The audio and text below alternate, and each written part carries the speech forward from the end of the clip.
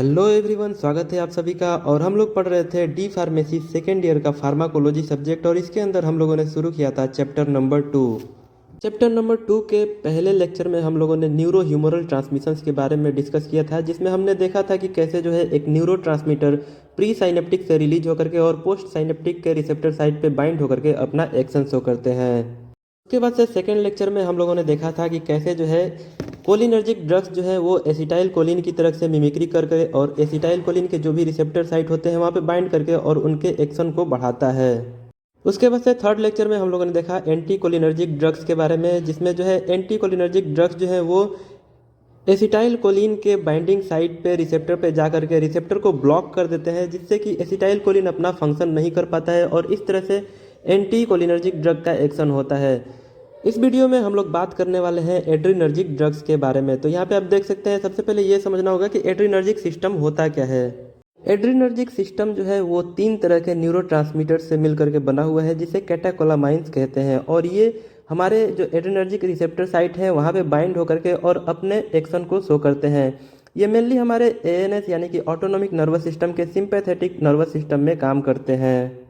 तो यहाँ पे देख सकते हैं आप 3 तरह के न्यूरोट्रांसमीटर्स, जिसमें से नॉर एड्रेनालिन, एड्रेनालिन और डोपामाइन, ये 3 तरह के न्यूरोट्रांसमीटर्स हमारे ऑटोनोमिक नर्वस सिस्टम में उसमें रिलीज होते हैं और रिलीज होकर के पोस्ट गैंग्लियोनिक साइट पे बाइंड रिसेप्टर पे बाइंड होकर के और अपना एक्शन शो करते हैं। तो यहाँ पे आप देख सकते हैं जो नॉर एड्रेनालिन न्यूरोट्रांसमीटर्स है वो हमारे पोस्ट गैंग्लियोनिक सिंपैथेटिक साइट के ऊपर इसके जिसमें हम लोग स्वेट ग्लैंड, हेयर फॉलिकल्स और कुछ वेसोडाइलेटर्स फाइबर्स आते हैं उनके ऊपर फंक्शन करते हैं। इसके साथ ही कुछ ब्रेन के सर्टेन एरिया में भी ये फंक्शन करते हैं। इसके साथ ही न्यूरोट्रांसमीटर एड्रेनालिन हमारे एड्रिनल मेड्यूला के साथ साथ ब्रेन में फंक्शन करने के लिए रिस्पॉन्सिबल होते हैं।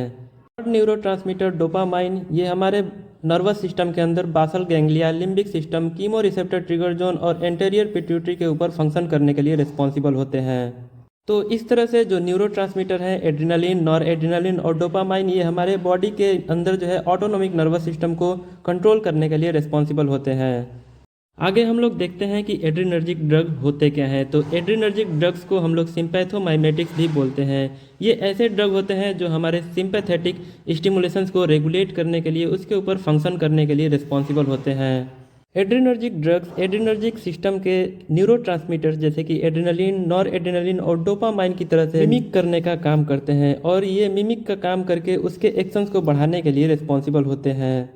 एड्रीनर्जिक ड्रग्स के क्लासिफिकेशन की अगर हम बात करें तो यहाँ पे आप देख सकते हैं कि बहुत सारे तरह के जो ड्रग्स हैं वो एड्रीनर्जिक सिस्टम के अंदर यूज होते हैं। और यहाँ पे आप देख सकते हैं कि बहुत सारे जो ड्रग्स हैं उनको जो है डिफरेंट क्लासेस में डिवाइड किया गया है, क्लासीफाई किया गया है।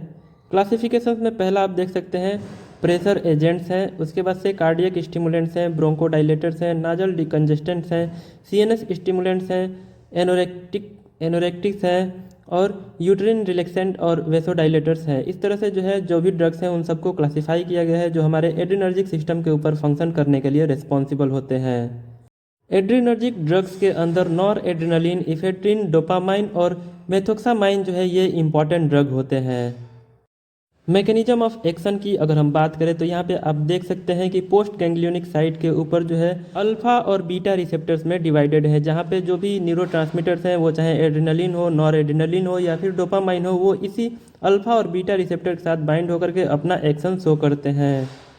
एड्रीनर्जिक ड्रग्स के लिए जो रिसेप्टर्स हैं अल्फ़ा और बीटा, जिसमें से अल्फ़ा जो है डिवाइड होता है अल्फ़ा 1 और अल्फ़ा 2 में, इसके अलावा बीटा जो है वो डिवाइड होता है बीटा 1, बीटा 2 और बीटा 3 में। तो इस तरह से जो भी रिसेप्टर्स हैं वो डिवाइडेड होते हैं और इस तरह से जो भी एड्रीनर्जिक ड्रग्स हैं वो हमारे पोस्ट गैंग्लियोनिक साइट के रिसेप्टर अल्फ़ा और बीटा के साथ बाइंड करके और अपना स्पेसिफिक एक्शन शो करने के लिए रिस्पॉन्सिबल होते हैं।